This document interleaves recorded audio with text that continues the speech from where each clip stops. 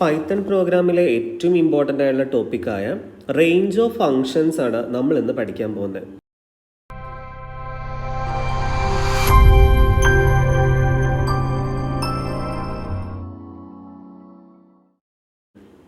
ഈ range of function നമുക്ക് for loop ഉൾപ്പെടെയുള്ള കാര്യങ്ങളിൽ ഏറ്റവും അധികം ആവശ്യം വരുന്നതാണ്. ഒരു പൈത്തൺ പ്രോഗ്രാം, നല്ല പൈത്തൺ പ്രോഗ്രാംസ് എഴുതാൻ വേണ്ടിയിട്ട് നമുക്ക് മിക്കവാറും ഈ റേഞ്ച് ഫങ്ഷൻസിൻ്റെ ഹെൽപ്പ് ആവശ്യം വരും.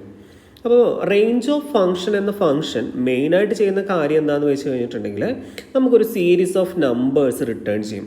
അതായത് നമുക്കൊരു അരിത്തമെറ്റിക് സീക്വൻസിൽ, അതായത് ഒരു 2, 4, 6 ആ രീതിയിൽ, അല്ലെങ്കിൽ ഒരു ഏതെങ്കിലും ഒരു സീക്വൻസ്, ഇപ്പോൾ 5, 10, 15 ഈ ഒരു രീതിയിലൊക്കെ നമ്പേഴ്സ്, അല്ലെങ്കിൽ 1, 2, 3 എന്നുള്ള ഓർഡറിലൊക്കെ നമ്പേഴ്സ് നമുക്ക് പ്രിൻ്റ് ചെയ്ത് കിട്ടണമെന്നുണ്ടെങ്കിൽ, കണ്ടീഷൻസ് ചെക്ക് ചെയ്യണമെന്നുണ്ടെങ്കിൽ ഒരു റേഞ്ച് ഓഫ് നമ്പേഴ്സ് അല്ലെങ്കിൽ ഒരു സീരീസ് ഓഫ് നമ്പേഴ്സ് നമുക്ക് റിട്ടേൺ ചെയ്യണമെന്നുണ്ടെങ്കിൽ നമുക്ക് യൂസ് ചെയ്യാൻ പറ്റുന്ന ഒരു കാര്യമാണ് റേഞ്ച് ഓഫ് എന്ന് പറഞ്ഞ ഇമ്പോർട്ടൻറ്റ് ഫങ്ഷൻ, പൈത്തണിലെ ഫങ്ഷൻ. അപ്പോൾ ഇതിൻ്റെ സിൻടാക്സ് വളരെ സിമ്പിളാണ്. റേഞ്ച് ഓഫ് എന്ന് എഴുതി അതിൻ്റെ ആർഗ്യുമെൻ്റ് എന്ന് പറഞ്ഞാൽ എന്താണ്, ഈ പാരന്തസിസിനുള്ളിൽ, പാരന്തസിസ് പറഞ്ഞാൽ ഈ ഒരു ബ്രാക്കറ്റാണ് കേട്ടോ, ഈ ഒരു ബ്രാക്കറ്റിൻ്റെ ഉള്ളിൽ നമ്മൾ 3 പാരാമീറ്റേഴ്സ് പാസ് ചെയ്യുന്നുണ്ട്. ബ്രാക്കറ്റിനെ എന്ത് വിളിക്കും? പാരാമീറ്റർ അല്ലേ, ആർഗ്യുമെൻ്റ് ആണ്. ആർഗ്യുമെൻറ്റിൽ 3 പാരാമീറ്റർ. ഇതെന്താണ്? ഈ ഒരു പാരന്തസിസ് അല്ലേ, ഈ പാരന്തസിസിൽ നമ്മൾ 3 പാരാമീറ്റേഴ്സിനെ പാസ് ചെയ്യുന്നുണ്ട്. ആർഗ്യുമെൻറ്റ്സ് ഉണ്ട്. എന്തൊക്കെയാണത്? ആദ്യത്തതിനെ സ്റ്റാർട്ട് എന്ന് വിളിക്കും, രണ്ടാമത്തതിനെ സ്റ്റോപ്പ് എന്ന് പറയും, മൂന്നാമത്തതിനെ സ്റ്റെപ്പ് എന്ന് പറയും. സ്റ്റാർട്ട് എന്ന് പറഞ്ഞാൽ എവിടെ നിന്ന് തുടങ്ങണം? എവിടെ നിന്നാണ് തുടങ്ങുന്നത്? ഫസ്റ്റത്തത് 5 നിന്ന് അല്ലേ. നമ്മൾ സ്റ്റാർട്ട് ഡിഫാൾട്ടായിട്ട് വരിക 0 നിന്നാണ് കേട്ടോ. ദെൻ സ്റ്റോപ്പ് എന്ന് പറഞ്ഞിട്ടുണ്ടെങ്കിൽ എന്താണ്? എവിടെ അവസാനിക്കണം, അവസാനിക്കേണ്ട നമ്പർ അത് എപ്പോഴും സ്റ്റോപ്പ് -1 ആയിരിക്കും കേട്ടോ. അപ്പോൾ 16 കൊടുത്താലേ നമുക്ക് 15 സ്റ്റോപ്പ് ആവുള്ളൂ എന്ന്.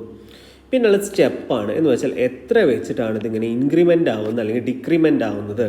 അതായത് എന്താണ്, നമ്മുടെ എത്ര വെച്ചിട്ടാണത് കൂടുകയും കുറയുകയും വേണ്ടത്, ഇൻക്രിമെൻറ്റോ ഡിക്രിമെൻറ്റോ ആവേണ്ടത്. ഡിഫാൾട്ടായിട്ട് നമ്മളൊന്നും കൊടുത്തില്ലെങ്കിൽ അതിൻ്റെ അർത്ഥം അതെന്താ, അത് 1 വെച്ചിട്ട്. ഇപ്പോൾ 5 to 10 ആണെങ്കിൽ 5, 6, 7 അങ്ങനെ 9 വരെ പോവുക. ലാസ്റ്റത്തെ വാല്യൂ, ഈ ലാസ്റ്റ് എഴുതിയതല്ലേ സ്റ്റോപ്പ് വാല്യൂ, അതിൽ നിന്നൊന്ന് കുറഞ്ഞായിരിക്കും വരുന്നത്.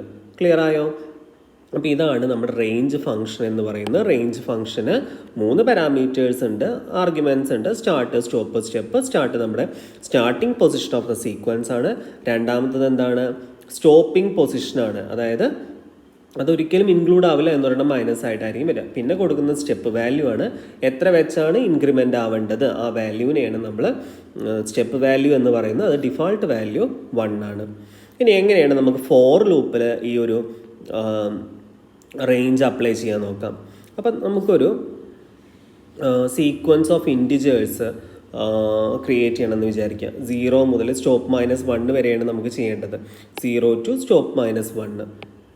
ഓക്കെ, അപ്പോൾ 0 to സ്റ്റോപ്പ് -1 ചെയ്യണമെന്നുണ്ടെങ്കിൽ ഇപ്പോൾ നമുക്ക് നമ്മൾ ഈ ഒരു രീതിയിൽ കൊടുക്കുക. ഫോർ ലൂപ്പിനകത്ത് നമ്മൾ എന്ത് ചെയ്തു? I in range of 5 എന്ന് കൊടുത്തു. ശ്രദ്ധിക്കാം, ഫോറിനകത്ത് നമ്മൾ എന്താണ് എഴുതുന്നത്? I in range.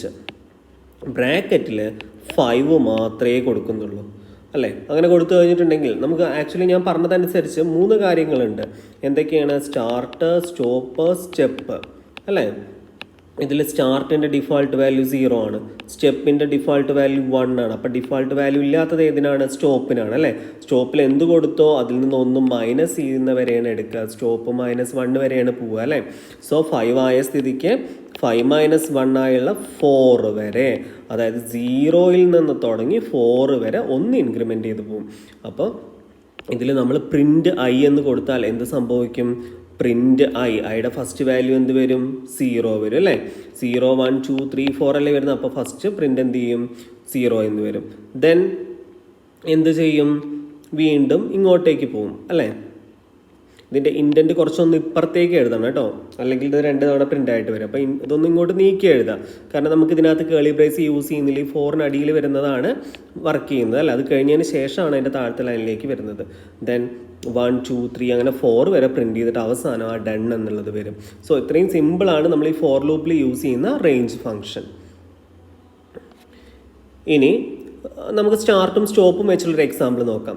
അപ്പോൾ ഇത് നമ്മൾ സ്റ്റാർട്ട് ടു സ്റ്റോപ്പ് -1 വരെ ജനറേറ്റ് ചെയ്യുക, അതായത് 1 to 6 കൊടുത്തു കഴിഞ്ഞാൽ 1 to 5 വരെ ഐയുടെ വാല്യൂ എന്ത് വരും 1 2 3 അങ്ങനെ 5 വരെ വരും. അപ്പോൾ ഈ ഒരു കേസിൽ 1 മുതൽ 5 വരെ പ്രിൻ്റ് ആയതിനു ശേഷം എന്ത് ചെയ്യും ഡൺ എന്നുള്ള ഇതൊന്നും ഇങ്ങോട്ട് നീക്കിയിട്ട് വേണം എഴുതാൻ വേണ്ടിയിട്ട് കേട്ടോ.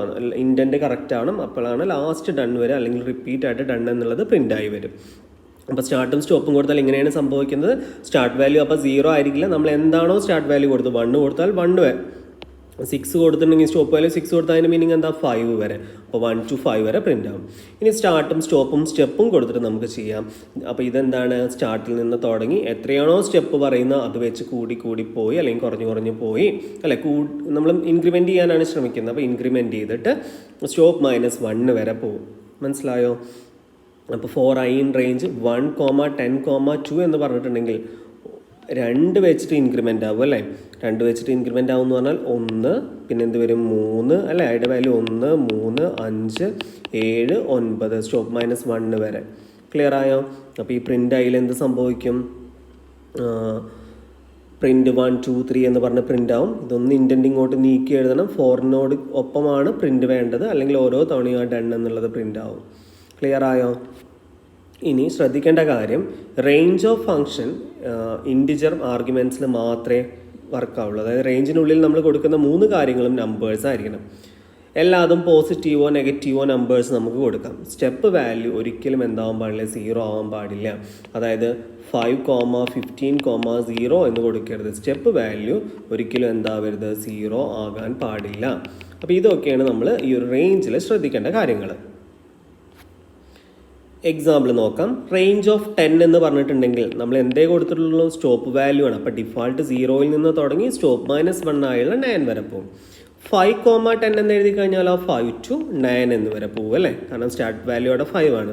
3, 7 എന്ന് പറഞ്ഞാൽ 3 to 6 വരെ പോകും. 5, 15, 3 ആണെങ്കിൽ 14 വരെയാണ് പോകേണ്ടത്. 5നോട് 3 പ്ലസ് ചെയ്തിട്ട് 14 വരെ പോകും. 9, 3, -1 ആണെങ്കിലോ 9 മുതൽ ഏത് വരെ പോകണം? സ്റ്റെപ്പ് വാല്യൂ മൈനസ് ചെയ്യണം അല്ലേ. അപ്പോൾ 3 -1 എന്ന് പറഞ്ഞാൽ 3 + 1 4 വരെ പോകും. ക്ലിയർ ആയോ? അപ്പം 9, 8 അങ്ങനെ കുറഞ്ഞാണ് വരേണ്ടത്. അങ്ങനെ ഏത് വരെ പോകണം? 4 വരെ.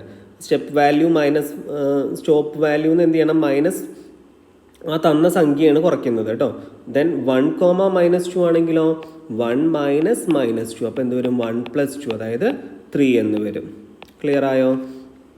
അപ്പോൾ അല്ല അവിടെ മിസ്റ്റേക്ക് വന്നോ? അതായത് ഈ ഒരു കേസിൽ നമ്മൾ പറഞ്ഞത് ഇവിടെ സ്റ്റോപ്പ് വാല്യൂ 3 ആണ്. 3 -1 അപ്പോൾ 3 + 1 എന്ത് വരും? 4 വരെ വരും.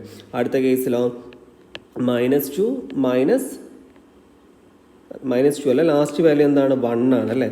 സോ 1 -2 1 + 2 എന്ത് വരും? 3 വരെ വരും. ക്ലിയർ ആയോ? അപ്പോൾ 10 നിന്ന് 2 കുറച്ചാൽ പോകണ്ട അല്ലേ. സോ 10, 8, 6, 4 ദെൻ ഏതാണ്? 2 ആണ് വേണ്ടത്. അത് വരത്തില്ലല്ലോ, കാരണം ഇത് ഏത് വരെ പോകേണ്ടത്? 3 വരെയാണ്. അപ്പോൾ 2 ഇട്ട് കഴിഞ്ഞിട്ടുണ്ടെങ്കിൽ ശരിയാവില്ല. ഓക്കെ ആണല്ലോ. ഇനി ഇന്നും നോട്ടിനും ഓപ്പറേറ്റേഴ്സ് എന്താണെന്ന് നോക്കാം.